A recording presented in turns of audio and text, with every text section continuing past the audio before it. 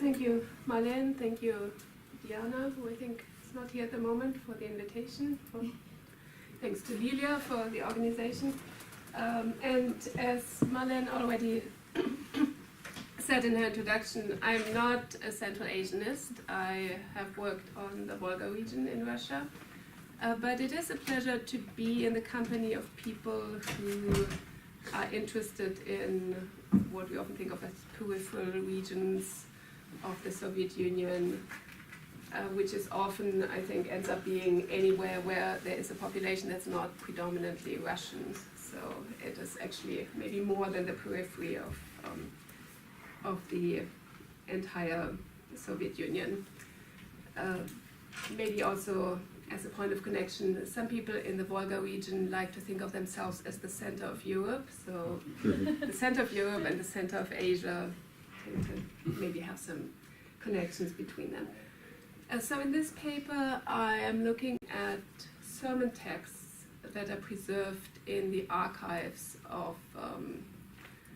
Kazan, the National Archives of the Republic of Tatarstan, from the Brezhnev-era, so the late 1960s to early 1980s. And the reason I became interested in these texts was that they are sort of included in the correspondence of the Commissioner for Religious Affairs of the Republic. They seem to be part of his standard duties of reporting to Moscow, part of the standard information that he's trying to collect.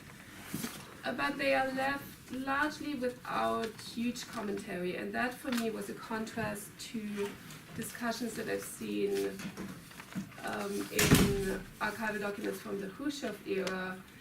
where at least people charged with atheist propaganda working in the Knowledge Society and such places were actually quite concerned about any kind of sermon activity that they saw coming from religious people that tried to make connections between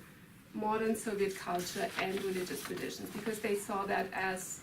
the church people, the Tsarkovniki, which was mainly they were concerned with Christian groups, trying to update their ideology and making it more attractive to modern Soviet people, and they saw that as a threat, a competition coming from religious people. Whereas these sermons, as those of you who've read the paper have seen, and as I'll show you in a minute in a few quotes, these sermons from Tatarstan, from the mosques, do include quite a lot of references to how Islam is actually quite compatible with Soviet culture. And the commissioner, instead of interpreting that as a threat, seems to see it as a proof that everything is going well in the mosques. People are loyal to the Soviet project. People are sort of encouraging, the leaders of the religious leaders are encouraging their adherents to follow Soviet norms and maybe Soviet culture, as we were talking about. So I will walk through some aspects of my paper with you, and I would like us to focus on this claim that Commissioner for Religious Affairs Mikhailov made in a letter in 1980, that throughout all these years, the imams of the mosques have been submitting these sermon texts to him voluntarily or by their own initiative, as he says in this letter.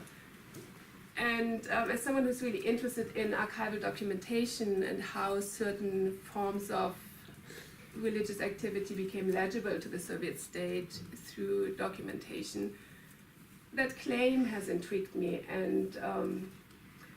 I would like us together maybe to think about, do we just dismiss it? Do we say that they were actually forced to hand in their sermons every year, but the commissioner is denying that? Or if we want to take it seriously, this claim of religious communities voluntarily providing information to the state, what might we make of that?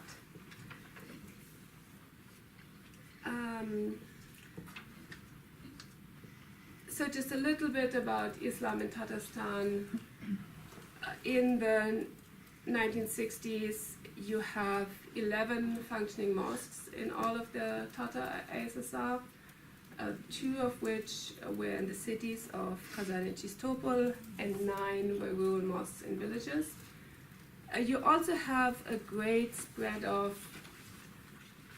unregistered religious activity that was quite well known to the authorities, and the commissioner even kept a little card catalog of all these unregistered religious communities, so in a way they were also registered by the state, but they did not have official permission to function. And what it sounds like from the archives that in the case of Islam, most of these religious communities were actually not groups who were meeting throughout the year in some ongoing fashion, but it was cases where in a village there was no functioning mosque, so for the high Islamic holidays, people would congregate near the cemetery, or sometimes in sort of the service hut or sarai, so that was on the cemetery, to celebrate these holidays and in some cases hear a sermon on that occasion. And of course there were also these same kind of unregistered imams who would lead these gatherings, would also come to people's houses to read the Quran and commemorate the dead in some cases. There is a sense from the way that both the illegal and legal activities of religious communities, especially Muslim communities, are being reported on in these Brezhnev-era archives, that there was a kind of mutual accommodation between the Soviet state and Muslim communities in Tatarstan at the time, where religious communities were still subject to surveillance and control, but sometimes seem to have participated voluntarily in this surveillance in order to demonstrate their loyalty and their belonging to Soviet society. This word loyalna is always very important when a religious leader is discussed. As long as somebody is loyal to Soviet power, they're okay, they can do quite a lot of things. And I would argue that this accommodation was also made possible by changes in Soviet ideology at the time, which compared to the Khrushchev period was abandoning its forward-looking, future-oriented claims of we're going to build communism in such a point in time. And in order to do that, we have to all be very literate in Marxism, Leninism. So that would have been the Khrushchev-era spiel, whereas when you get into the Brezhnev-era, you get almost an equation between ideological reliability and economic productivity. And so the idea that somebody who is a cultured Soviet person will be loyal to the state, but will also be very mindful of getting the work done on time, fulfilling the plan, getting any people under them to turn out to work on any holiday. So evaluations of religion also changed less towards seeing it as an ideological enemy and more toward looking, well, are there actually ways in which Islam could encourage people to be good, reliable workers? And as we will see in these sermon texts, that idea that, well, by being a good Muslim, you're also being a good collective farm worker or a good factory worker, that is very prominent in the sermons. There's something special, I think, about surveillance of the Muslim community in particular in Tatarstan at this time, which is that they, different from the Russian Orthodox groups or Christian sectarian groups, like Protestant Christian groups, they are also under the suspicion of potentially promoting Tatar nationalism. In 1965, you have this new commissioner, Mikhailov, coming in, taking over from somebody who had a very palpable Tatar name, so it seems to be also kind of a shift in the nationality of the person who's kind of doing the reporting on religious affairs. At the same time, in 1965, 1966, in Kazan, you have a group of dissidents that is subject to disciplining from the KGB, who were people, mainly engineers based in some of the factories in Kazan, who had aspirations of turning Tatarstan into a Soviet Union republic, and made actually open comparisons with some of the Central Asian republics, saying that they get to develop their culture more, their language, we want the same with Union Republic status. So though that is not articulated in the correspondence of the Commissioner for Religious Affairs, there seems to be a concern with not so much what kind of religion is preached in the mosques, but is there any kind of Tatar ethnic nationalism preached there? So to look at some of the things that were part of these sermons, I just pulled out 2 quotes that are also in the paper. You have a few more quotes in the paper. Especially in this rural sermon, you see a concern, this is Raza Bayram, you see a concern with how do we practice Islam faithfully in this new Soviet environment, or this environment that at this time is not that new, but in the Soviet Union. You see also in some of the other quotes a concern with turning out to work, so there's an emphasis on different from Orthodox Christianity. Islam does actually not require people to withdraw their labor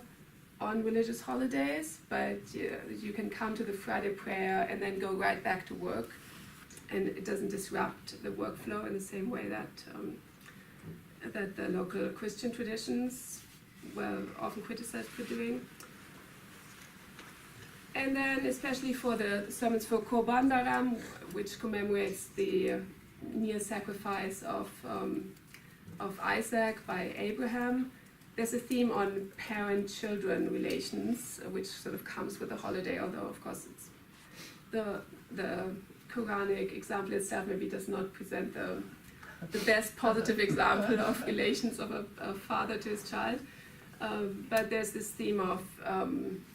we should send our children to be educated, we should have them get a good Soviet education. But also there's an intriguing quote from the mosque in Kazan at some point where the mullah says, we should give our children beautiful names. And that's actually what he says is the first duty of parents to their children, is to give them a beautiful name. And that idea of the beautiful name, I thought might be a bit of a code word for a Tatar name, different from a Russian name, because of course in this late Soviet period, you do have a trend among the Tatar intelligentsia to often give Russian names, or at least alternative Russian names to their children that they would use at school or in their public education. And the mullah in some kind of subtle ways seems to be talking against that. The same ways that here in this quote that you have from the mosque in Kazan in 1977, you have some reference to the mosque being an open place, and a place where Soviet values such as peace, friendship, and equality are being preached. But at the same time, he's saying it is a place for peace, friendship, and equality among Muslims. So there is a kind of insistence on we have our own community that we are throwing open in a way to the eyes of the state, but we are not giving up the claim to the fact that it is our own and it is separate. So all of this, these kinds of references, even references to beautiful names in the Tatar community or so, never seem to arouse much suspicion or concern in the commissioner. He's always very much emphasizing his good relationship with all the legally practicing imams, with the exception a little bit of the imam of Chistopol, so another city in Tatarstan, who initially in the 60s gets some praise from Mikhailov for actually encouraging women to come to the mosque, which was a departure from traditional norms in Tatarstan. But then he seems to have developed into a little bit too charismatic a speaker. So this is also an interesting case to see how much the religious alternative ideology the Brezhnev-era Soviet Union could accept and kind of incorporate in its vision of loyal citizenship, and then where the boundaries were, where somebody would raise concerns. And concerns often came up for religious leaders, both Christian and Muslim, when somebody seemed to be preaching sermons that were so charismatic that they actually attracted people to specifically come to listen to this sermon. So a point in favor for all the other sermons was that they were the same every year. Like somebody was even cited as having the same sermon that they were preaching since 1946. So like in that particular mosque from 1946 to 1981, it was the same sermon every year, and everybody was happy with it. Whereas this imam in Chistopol seems to have varied his sermons, and as you see in this quote also, he openly criticized people for practicing certain Soviet customs, such as the red wedding, or like the secular wedding that was promoted for Tatars in the Soviet period. And he does this in this quote, I think, in a sort of interesting way, because he starts out by buying into this discourse on Soviet religious freedom by saying, under the Russian Empire we were oppressed, but now we are free to practice. So come practice, and don't do these things like Kızılturi. And then again, he kind of more melts into the Soviet secular discourse by scolding people to be drunk. But in general, what seems to have attracted the attention was not so much what this mullah was saying, but how he was saying it. That he seemed both very personally engaged in his message, and he seems to have attracted people to him. I think at that particular Qurban Bayram, it was said that there were about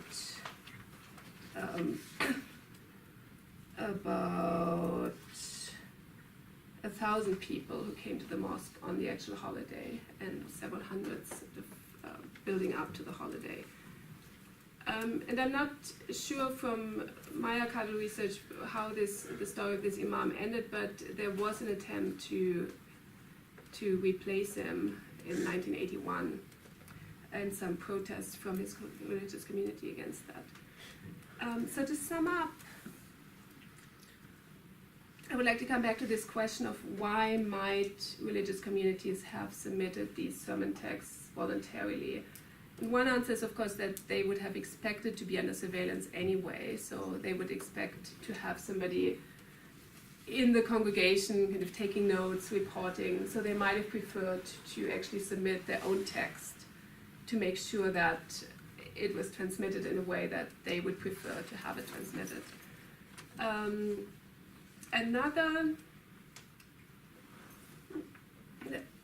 Another explanation, though, is this idea of deliberately making yourself legible to the state in order to distinguish yourself from those religious communities who were choosing to do otherwise and were inviting state repression by doing so. So this talk by the mullah in Kazan about the mosque is an open place, anyone can come and listen, is also saying that we are not hiding anything, we are not making ourselves separate from Soviet society, but you can just come and see. And the fact that the state, by and large, seems to have appreciated this kind of openness and taken it as part of the signs of loyalty that it was looking to, also to me shows, as I think a number of papers in this workshop show, that late Soviet society was actually more ideologically diverse than its reputation often is. And religious traditions, I think, are an extreme case of that, in that they actually had a an ideological base that was separate from Marxism-Leninism, but that was to some degree recognized as legitimately existing within the Soviet Union, that was even taught at recognized theological schools. But I think we could also compare these religious groups to other sort of alternative groups that flowered in the late Soviet Union, such as mountaineer clubs, or people who went on archaeological expeditions, people who were looking for some kind of alternative history to what they were being taught by the Soviet state, and who again were to some degree accommodated and even encouraged by the Communist Party system. So that is how I would read these archival documents, as both documents of ongoing state surveillance, but also of the diversity of views that actually existed and had some legitimacy in the late Soviet period. Thank you.